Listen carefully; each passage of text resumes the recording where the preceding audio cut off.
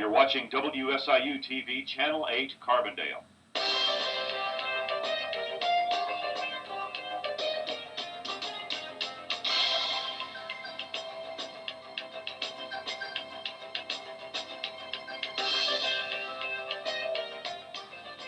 Live from the campus of SIU Carbondale, this is the SIU Night Report.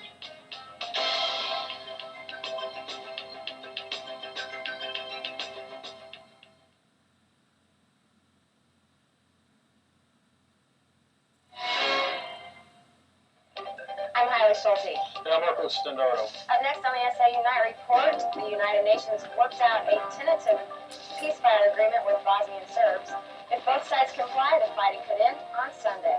And a history fair at the SIU Arena will showcase local kids who know more than just the 3 R's. We'll show you what it's all about. And I'm Matt Pendergrass. Coming up in sports, college basketball to talk about, the NBA, and a Saluki diver receives an All-American honor. These stories and more coming up in just a few minutes.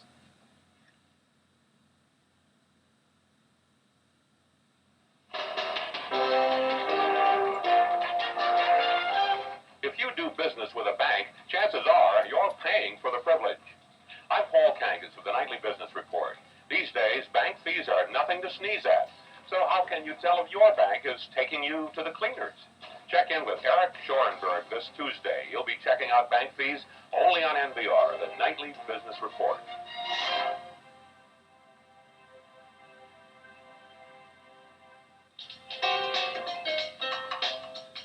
Hello, I'm Charlie Rose. Join me for a conversation with one of the greatest opera singers of all time, Placido Domingo. Also, comedian and talk show host Joan Rivers discusses the ups and downs of her career. All of that tonight, right here on Charlie Rose. Join us.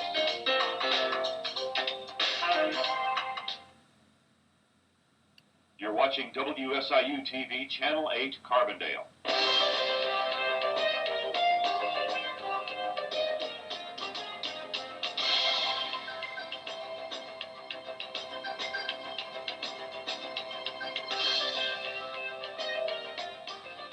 Live from the campus of SIU Carbondale, this is the SIU Night Report. United Nations officials announced today that Bosnian Serbs have agreed to a ceasefire beginning Sunday. CNN's Peter Collins has the story. The announcement of a ceasefire to begin throughout Bosnia on Sunday came after 6 hours of meetings between senior UN officers and the leading Bosnian Serb commander, General Ratko Mladic. That ceasefire will be followed on April 6th by a formal meeting at the airport in the besieged town of Sarajevo among representatives of all the parties to the Bosnian conflict. However, as of today, fighting was still reported in the eastern Bosnian town of Srebrenica, which has been the focus of United Nations relief efforts in the past few days. As a result of today's agreement, the United Nations officer responsible for Bosnia, French General Philippe Marion, is to lead a convoy of 20 UN relief trucks into Srebrenica on Saturday. He has also won agreement to take out civilian victims of the fighting. Today's agreement comes on the heels of Thursday's signing at the United Nations in New York of the Vance-Owen Plan for Peace in Bosnia by one of the parties, the Muslim side. This was apparently enough pressure on Serbs to produce their agreement to the ceasefire today. The question now is, will all this be honored by local commanders in the field? Peter Collins, CNN, reporting from Belgrade. 5 crew members from a Navy observation plane are still missing off the coast of Italy. The plane was returning to its aircraft carrier Thursday night when it went down in the Ionian Sea. The NSC Hawkeye radar plane was assigned to monitor airdrops of food and supplies in eastern Bosnia. The names of the crewmen have not yet been released. Here's the latest tonight on the power struggle in Russia. There was no effort to start impeachment proceedings today. Hardliners acknowledged they didn't have the votes to throw Yeltsin out, but impeachment could still come up when Russia's parliament reconvenes tomorrow. Lawmakers are considering a proposal to hold early elections and create a new legislature. Yeltsin still says he will press ahead with his April 25th referendum to let the people decide whether Russians have more confidence in him or the Congress. Meanwhile, President Clinton and Russian Chancellor Helmut Kohl say they agree that helping Russian democracy may be cheap insurance for the future. The two leaders met today at the White House. They say if political and economic reforms fail in Russia, it could get much more expensive for the West. Clinton reaffirmed his support for Yeltsin. We are in agreement on the general approach. I know that we are committed to doing everything we possibly can to keep alive democracy and reform in Russia, and we believe it is in the immediate interests and the long-term interests of all of our people. Clinton says he's still working on the aid package he'll present to Yeltsin next week. Cole noted his country will be affected first and foremost if Moscow returns to totalitarian rule. Illinois State Police arrested a Sessor man for drunk driving early this morning on Route 14, just east of Highway 51. 19-year-old Jonathan Allen lost control of his car on a curve and ran off the road into a group of trees. Allen was taken to Marshall Browning Hospital. He's listed in stable condition. Tonight, attempted murder and aggravated battery charges are facing 28-year-old Willamette Brown of Carbondale following a knife attack on South Marion Street. Police arrested Brown last night following an argument between Brown and 29-year-old Annette Brooks. The police say Brown attacked Brooks with a butcher knife. Brooks is in stable condition at Carbondale Memorial Hospital. Brown is in the Jackson County Jail. Bond is set at $100,000.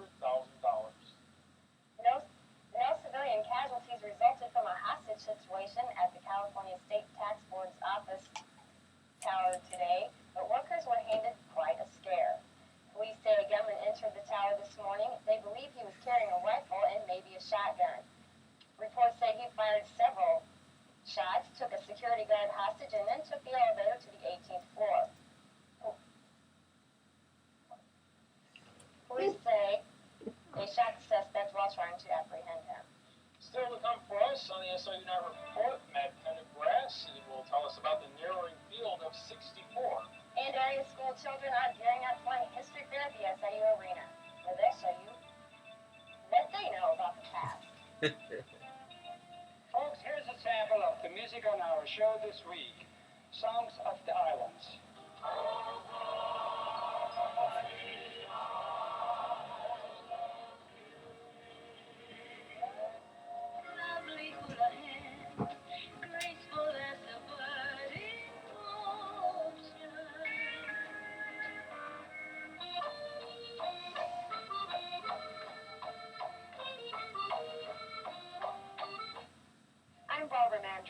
And I'm so happy to be the host of From the Heart, a tribute to Lawrence Welk and the American Dream.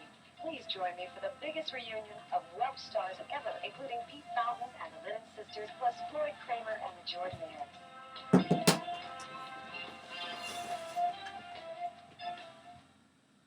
Students from area schools are preparing for a competition in the annual history fair at the SIU Arena on Saturday. Over 500 students will be presenting short drama papers and models of important symbols and figures of history. The fair, co-coordinated by Pam Vaughn, lets kids show their interest in history by using their creative abilities. Grades 6 through 12. This is the 41st annual Southern Regional Illinois History Fair. It's one of 5 in the state. So the students compete in a regional. Then, when they're selected with a superior, they move on to the Springfield State competition that's held in April every year.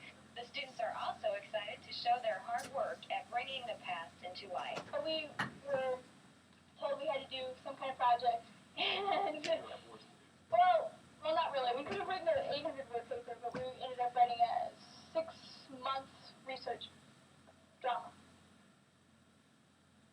The fair starts tomorrow at 9 in the morning, and it is free and open to the public.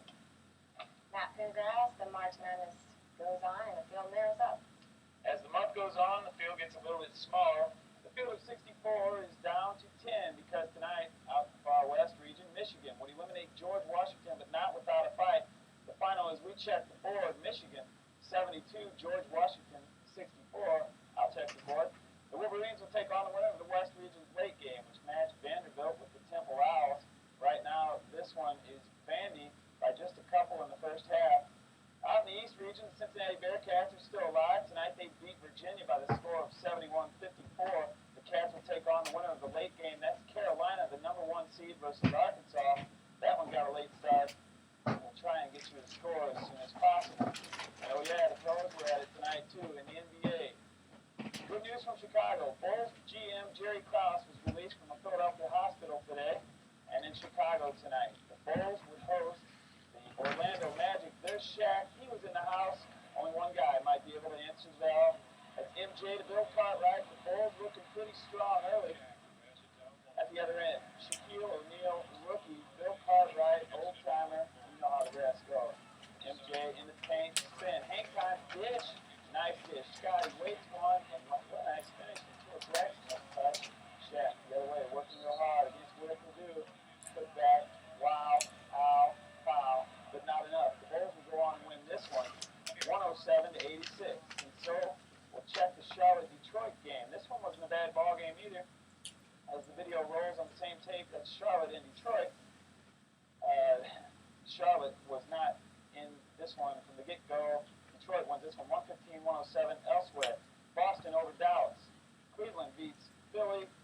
And Houston knocks off Washington. The St. Louis Blues took the ice tonight in Winnipeg and like the Jets. They were in fourth place in their respective divisions, looking to cling on to that fourth place playoff spot in their division.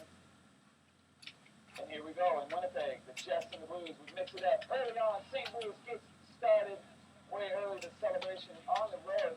And what would be a hockey game without a little mixing and matching from the board. Nothing but a thing, and the Blues would go on and win this one 2-1.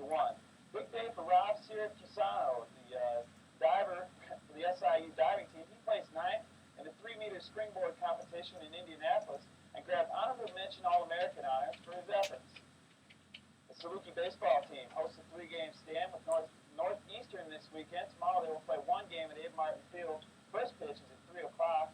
Sunday they will play a deuce beginning at noon. And finally, PGA champ Nick Price shot a 4 under par, 68. In round 2 of the Players' Championship, that is a record par. He is right now standing at 12 under par, 132. Golf means good weather, and I like to hear about it all. That's Checking Sports. Thanks a lot, man. Thanks, man. Well, still to come for us on the SIU Night Report, there's a chance that the gray, rainy weather we've been having all winter might finally go away. And plus, we'll take a look at how weather makes our moods change, for better or for worse. Stay with us. Next time on Frontline, pesticides and children. Correspondent Bill Moyers. We truly don't know what the long-term health effects are of these chemicals in children. What if 7, 10 years from now, the wife is back in the hospital and they find it a direct link? What are they going to tell her? That the peaches were more important? In our children's food on Frontline.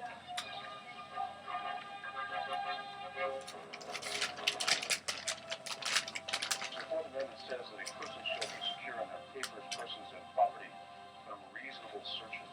We tend to get this idea of the Fourth Amendment being designed to protect guilty people.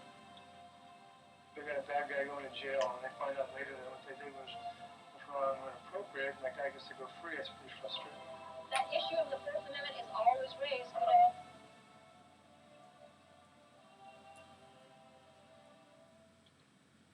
Spring break has come and gone for students at SIU, but spring fever is still in the air. I'm ready for the nice weather to begin. I'm tired of this overcast, cold weather, clammy. I'm tired of it. Their view is that weather has a major effect on our behavior each day. However, there is research that supports other views. So since moods and behavior are a product of at least a dozen, maybe other variables, mostly cultural determined, weather would only be one of those many. But it is true. What is true is that we do believe that moods are affected by weather more so than they probably are.